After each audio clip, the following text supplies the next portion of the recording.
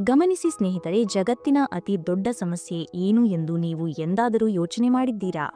ಊಟ ಸಿಗದಿರುವುದೋ ಅಥವಾ ಹಣದ ಕೊರತೆಯೋ ಎಂದು ನೀವು ಭಾವಿಸಬಹುದು. ಆದರೆ ಲೇಖಕರು ಹೇಳುವ ಪ್ರಕಾರ ಜಗತ್ತಿನ ಅತಿ ದೊಡ್ಡ ಸಮಸ್ಯೆ ಎಂದರೆ ಜನರಿಗೆ ಕೆಲಸ ಸಿಗದೇ ಇರುವುದು ಅಥವಾ ಜನರಿಂದ ಕೆಲಸ ಮಾಡಿಸಿಕೊಳ್ಳಲು ಆಗದೇ ಇರುವುದು. ಇದನ್ನು ಸ್ವಲ್ಪ ಆಳವಾಗಿ ನೋಡೋಣ. ತಂದೆ ತಾಯಿಗಳು ತಮ್ಮ ಮಕ್ಕಳ ಬಳಿ ಹೋಂವರ್ಕ್ ಮಾಡಿಸಲು ಪರದಾಡುತ್ತಿರುತ್ತಾರೆ. ಶಿಕ್ಷಕರು ವಿದ್ಯಾರ್ಥಿಗಳ ಗಮನವನ್ನು ಪಾಠದ ಕಡೆಗೆ ಸೆಳೆಯಲು ಕಷ್ಟಪಡುತ್ತಿರುತ್ತಾರೆ. ಮ್ಯಾನೇಜರ್ಗಳು ತಮ್ಮ ಉದ್ಯೋಗಿಗಳಿಂದ ಉತ್ತಮ ಕೆಲಸ ತೆಗೆಯಲು ಹೆಣಗಾಡುತ್ತಿರುತ್ತಾರೆ. ಅಷ್ಟೇ ಏಕೆ ವೈದ್ಯರು ಕೂಡ ರೋಗಿಗಳು ತಮ್ಮ ಚಿಕಿತ್ಸೆಯನ್ನು ಸರಿಯಾಗಿ ಪಾಲಿಸುವಂತೆ ಮಾಡಲು ಕಷ್ಟಪಡಬೇಕಾಗುತ್ತದೆ. ನೋಡಿ, ಇವೆಲ್ಲವೂ ನಮ್ಮ ದಿನನಿತ್ಯದ ಬದುಕಿನ ಭಾಗಗಳೇ ಆಗಿವೆ. ನಾವು ಅಂದುಕೊಂಡಂತೆ ಜನರು ನಮ್ಮ ಮಾತನ್ನು ಕೇಳುವಂತಿದ್ದರೆ ಅಥವಾ ನಮಗೆ ಬೇಕಾದ ಹಾಗೆ ನಡೆದುಕೊಳ್ಳುವಂತಿದ್ದರೆ ಈ ಜಗತ್ತು ಎಷ್ಟು ಸುಂದರವಾಗಿರುತ್ತಿತ್ತು ಅಲ್ಲವೇ? ಆದರೆ ವಾಸ್ತವ ಹಾಗಿಲ್ಲ.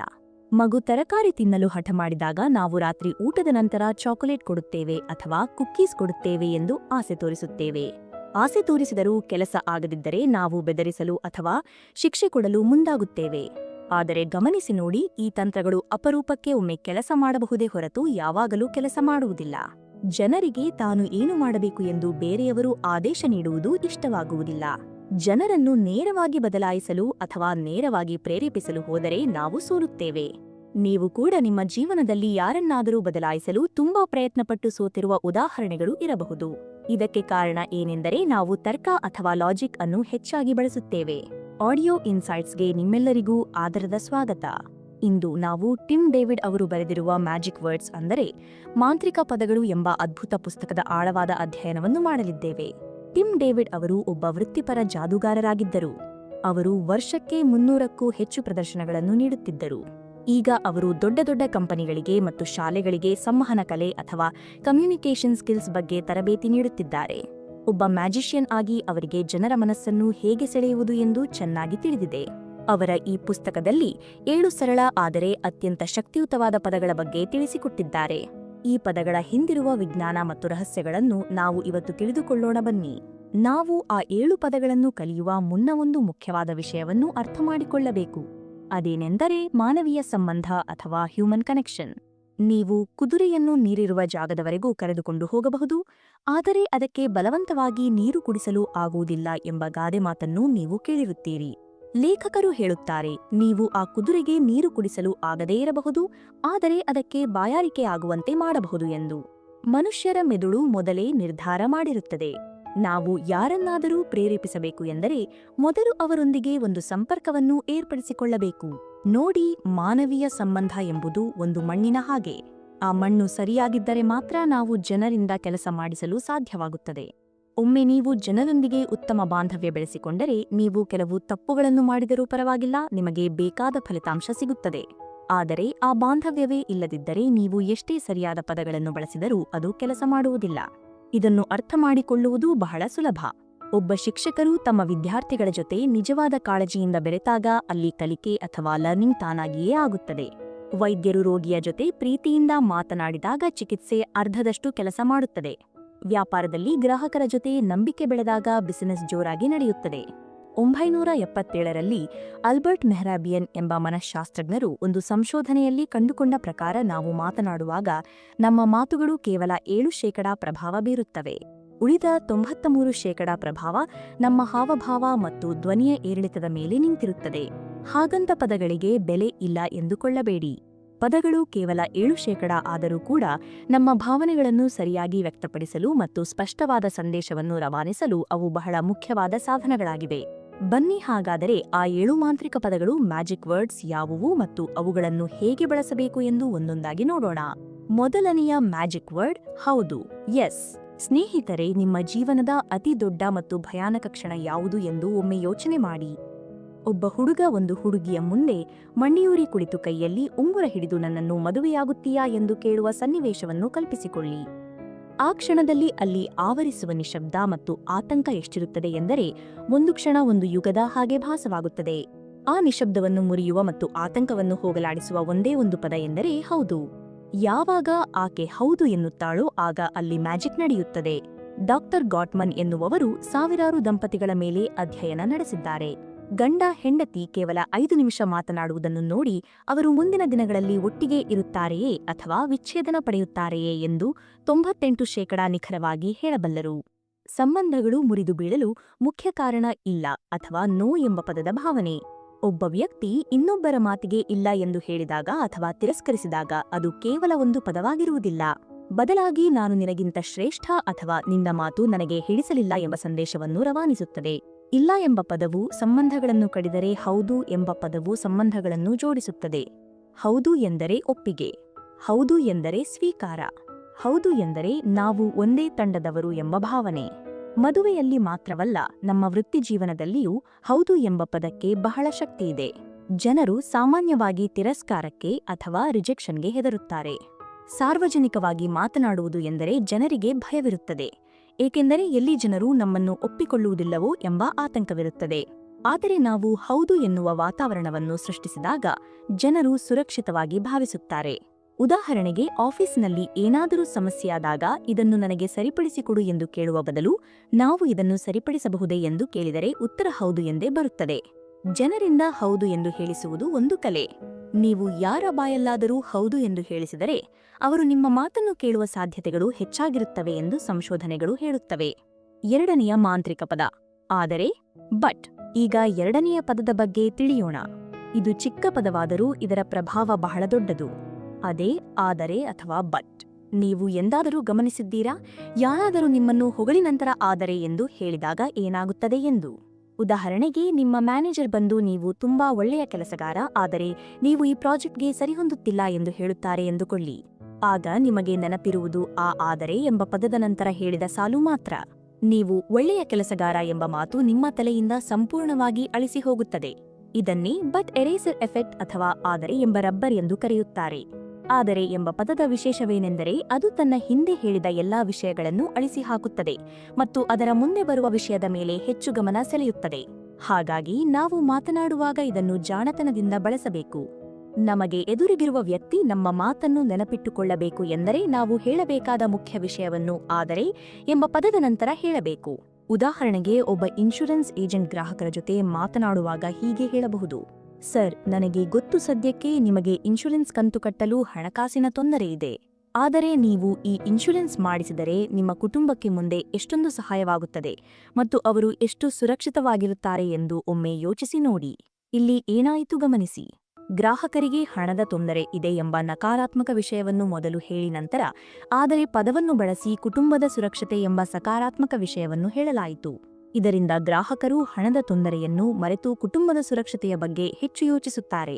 ಅದೇ ರೀತಿ ನೀವು ಯಾರಿಗಾದರೂ ಡೊನೇಷನ್ ಅಥವಾ ದೇಣಿಗೆ ಕೇಳಲು ಹೋದಾಗ ಹೀಗೆ ಹೇಳಬಹುದು: ನನಗೆ ಗೊತ್ತು, ಹಬ್ಬದ ಸಮಯವಾದ್ದರಿಂದ ಪ್ರತಿಯೊಬ್ಬರೂ ನಿಮ್ಮ ಹತ್ತಿರ ದುಡ್ಡು ಕೇಳುತ್ತಿರುತ್ತಾರೆ, ಆದರೆ ನೀವೇ ನಮ್ಮ ಸಂಸ್ಥೆಯ ಅತ್ಯಂತ ಪ್ರಮುಖ ದಾನಿಗಳಾಗಿದ್ದೀರಿ. ಹೀಗೆ ಹೇಳುವುದರಿಂದ ಅವರ ಮನಸ್ಸಿನಲ್ಲಿ ಸಕಾರಾತ್ಮಕ ಭಾವನೆ ಮೂಡುತ್ತದೆ. ಆದ್ದರಿಂದ ಯಾವಾಗಲೂ ನಕಾರಾತ್ಮಕ ವಿಷಯವನ್ನು ಮೊದಲು ಹೇಳಿ ನಂತರ ಆದರೆ ಎಂದು ಸೇರಿಸಿ ಕೊನೆಯಲ್ಲಿ ಸಕಾರಾತ್ಮಕ ವಿಷಯವನ್ನು ಹೇಳಿ. ಇದರಿಂದ ನೀವು ಅಂದುಕೊಂಡ ಕೆಲಸವಾಗುವ ಸಾಧ್ಯತೆ ಹೆಚ್ಚಿರುತ್ತದೆ. ಮೂರನೆಯ ಮ್ಯಾಜಿಕ್ ವರ್ಡ್ ಏಕೆಂದರೆ. ಬಿಕಾಸ್. ಮೂರನೆಯ ಪದದ ಬಗ್ಗೆ ತಿಳಿದುಕೊಳ್ಳೋಣ. ಮನುಷ್ಯರಾದ ನಾವು ಎಲ್ಲದಕ್ಕೂ ಒಂದು ಕಾರಣವನ್ನು ಹುಡುಕುತ್ತೇವೆ. ನಾವೇಕೆ ಈ ಕೆಲಸ ಮಾಡಬೇಕು ಎಂಬ ಪ್ರಶ್ನೆಗೆ ಉತ್ತರ ಸಿಕ್ಕರೆ ನಾವು ಆ ಕೆಲಸವನ್ನು ಮಾಡಲು ಸಿದ್ಧರಾಗುತ್ತೇವೆ. ಆ ಉತ್ತರವನ್ನು ಕೊಡುವ ಪದವೇ ಏಕೆಂದರೆ ಅಥವಾ ಬಿಕಾಸ್. ನಿಮ್ಮ ಸಂಗಾತಿ ನಿಮ್ಮ ಬಳಿ ಕಸವನ್ನು ಹೊರಗೆ ಹಾಕಲು ಹೇಳುತ್ತಾರೆ ಎಂದುಕೊಳ್ಳಿ. ಆಗ ನೀವು ಸುಮ್ಮನೆ ಏಕೆ ಎಂದು ಕೇಳಬಹುದು.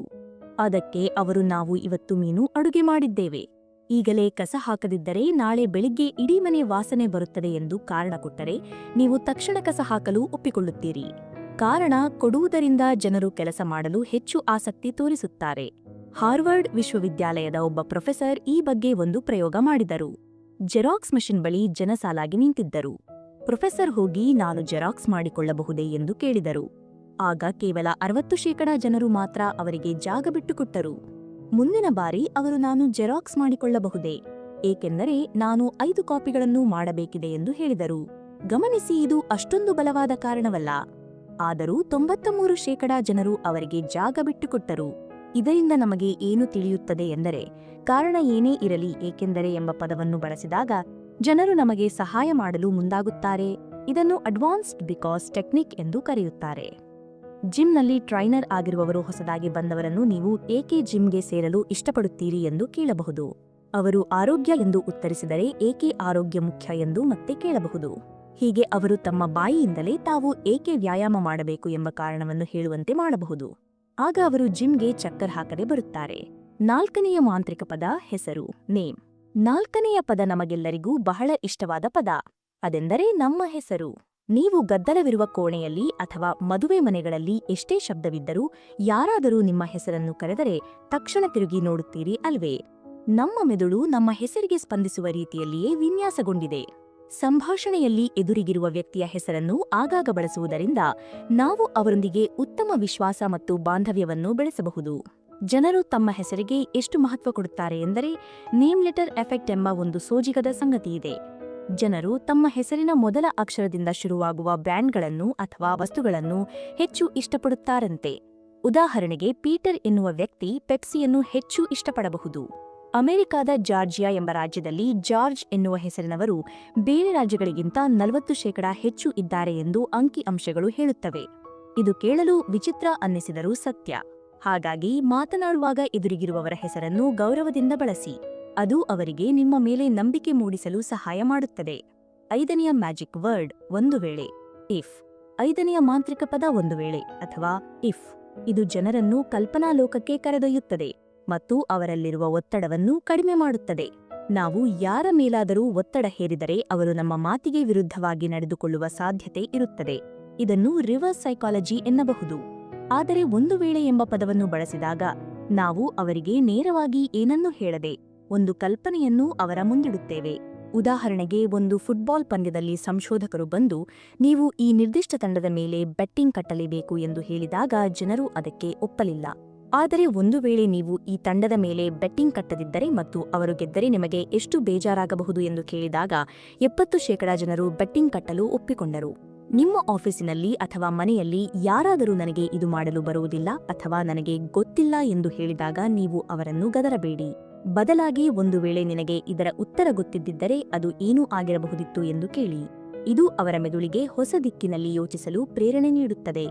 ನನಗೆ ಗೊತ್ತಿಲ್ಲ ಎನ್ನುವ ಸ್ಥಿತಿಯಿಂದ ಬಹುಶಃ ಹೀಗಿರಬಹುದು ಎನ್ನುವ ಹಂತಕ್ಕೆ ಅವರು ಬರುತ್ತಾರೆ. ಇದು ಅವರಲ್ಲಿರುವ ಸಮಸ್ಯೆಯನ್ನು ಪರಿಹರಿಸುವ ಸಾಮರ್ಥ್ಯವನ್ನು ಹೆಚ್ಚಿಸುತ್ತದೆ.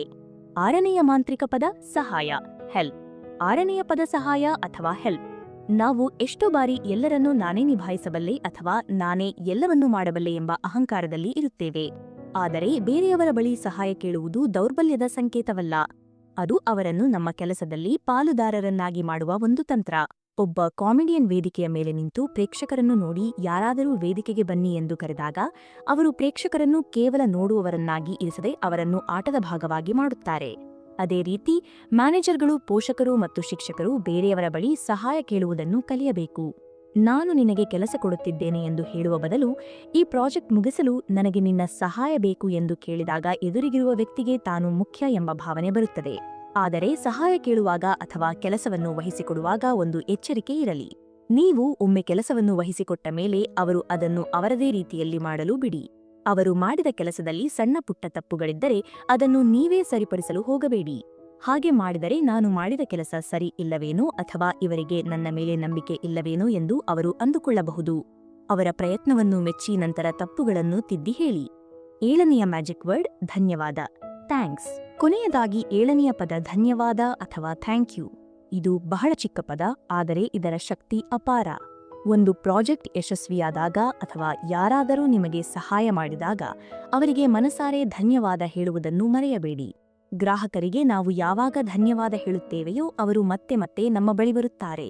ಉದ್ಯೋಗಿಗಳಿಗೆ ಬಾಸ್ ಧನ್ಯವಾದ ಹೇಳಿದಾಗ ಅವರಿಗೆ ತಮ್ಮ ಕೆಲಸದ ಬಗ್ಗೆ ಹೆಮ್ಮೆ ಎನಿಸುತ್ತದೆ ಮತ್ತು ಅವರು ಕಂಪನಿಯಲ್ಲಿ ಹೆಚ್ಚು ಕಾಲ ಉಳಿಯುತ್ತಾರೆ. ಧನ್ಯವಾದ ಹೇಳುವುದು ಕೇವಲ ಬಾಯಿಂದ ಹೇಳುವ ಮಾತಲ್ಲ, ಅದು ನಿಮ್ಮ ನಡವಳಿಕೆಯಲ್ಲಿಯೂ ಕಾಣಬೇಕು. ಒಂದು ಮುಗುಳ್ನಗೆ ಅಥವಾ ಸಮಯಕ್ಕೆ ಸರಿಯಾಗಿ ಬರುವುದು ಕೂಡ ಒಂದು ರೀತಿಯಲ್ಲಿ ಧನ್ಯವಾದ ಹೇಳಿದ ಹಾಗೆಯೇ.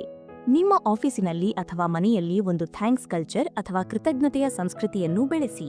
ಪ್ರತಿಯೊಬ್ಬರೂ ತಾವು ಮಾಡುವ ಕೆಲಸಕ್ಕೆ ಮನ್ನಣೆ ಸಿಗುತ್ತಿದೆ ಎಂದು ಭಾವಿಸಬೇಕು. ನಿಮ್ಮ ವ್ಯಾಪಾರ ಅಥವಾ ಬಿಸಿನೆಸ್ ಬೆಳೆಯುವುದು ನಿಮ್ಮಿಂದ ಮಾತ್ರವಲ್ಲ, ನಿಮ್ಮ ಉದ್ಯೋಗಿಗಳ ಸಂತೋಷದಿಂದ ಎಂಬುದನ್ನು ಮರೆಯಬೇಡಿ. ಸ್ನೇಹಿತರೆ, ನಾವು ಇವತ್ತು ಚರ್ಚಿಸಿದ ಈ 7 ಪದಗಳು ಕೇವಲ ಶಬ್ದಗಳಲ್ಲ. ಇವು ನಮ್ಮ ಮತ್ತು ಇತರರ ನಡುವೆ ಇರುವ ಕಂದಕವನ್ನು ಮುಚ್ಚುವ ಸೇತುವೆಗಳು. ಹೌದು, ಆದರೆ ಏಕೆಂದರೆ ಹೆಸರು ಒಂದು ವೇಳೆ ಸಹಾಯ ಮತ್ತು ಧನ್ಯವಾದ. ಈ ಪದಗಳನ್ನು ನಿಮ್ಮ ದೈನಂದಿನ ಜೀವನದಲ್ಲಿ ಪ್ರಜ್ಞಾಪೂರ್ವಕವಾಗಿ ಬಳಸಿ ನೋಡಿ. ನಿಮ್ಮ ಮಾತುಗಳಲ್ಲಿ ಸಕಾರಾತ್ಮಕ ಬದಲಾವಣೆ ತಂದುಕೊಳ್ಳಿ. ಇಲ್ಲ ಎನ್ನುವ ಬದಲು ಹೌದು ಎನ್ನಿ. ಜನರ ಹೆಸರನ್ನು ಹಿಡಿದು ಮಾತನಾಡಿ. ಆದೇಶ ಮಾಡುವ ಬದಲು ಸಹಾಯ ಕೇಳಿ. ಮತ್ತು ಯಾವಾಗಲೂ ಕೃತಜ್ಞತೆಯಿಂದ ಇರಿ. ಈ ಮಾಂತ್ರಿಕ ಪದಗಳು ನಿಮ್ಮ ವೈಯಕ್ತಿಕ ಜೀವನದಲ್ಲಿ ಮತ್ತು ವೃತ್ತಿ ಜೀವನದಲ್ಲಿ ದೊಡ್ಡ ಮಟ್ಟದ ಬದಲಾವಣೆಯನ್ನು ತರುತ್ತವೆ. ಈ ಮಾಹಿತಿ ನಿಮಗೆ ಇಷ್ಟವಾಗಿದ್ದರೆ ದಯವಿಟ್ಟು ಈ ವಿಡಿಯೋವನ್ನು ಲೈಕ್ ಮಾಡಿ ಮತ್ತು ನಿಮ್ಮ ಸ್ನೇಹಿತರೊಂದಿಗೆ ಹಂಚಿಕೊಳ್ಳಿ. ನೀವು ಇನ್ನೂ ನಮ್ಮ ಆಡಿಯೋ ಇನ್ಸೈಟ್ಸ್ ಚಾನೆಲ್ಗೆ ಚಂದಾದಾರರಾಗಿಲ್ಲದಿದ್ದರೆ ಈ ಕೂಡಲೇ ಸಬ್ಸ್ಕ್ರೈಬ್ ಮಾಡಿ. ಇದೇ ರೀತಿಯ ಮತ್ತಷ್ಟು ಜ್ಞಾನದಾಯಕ ವಿಡಿಯೋಗಳೊಂದಿಗೆ ಮತ್ತೆ ನಿಮ್ಮನ್ನು ಭೇಟಿಯಾಗುತ್ತೇನೆ. ಅಲ್ಲಿಯವರೆಗೂ ನಗುತ್ತಿರಿ ಮತ್ತು ಕಲಿಯುತ್ತಿರಿ.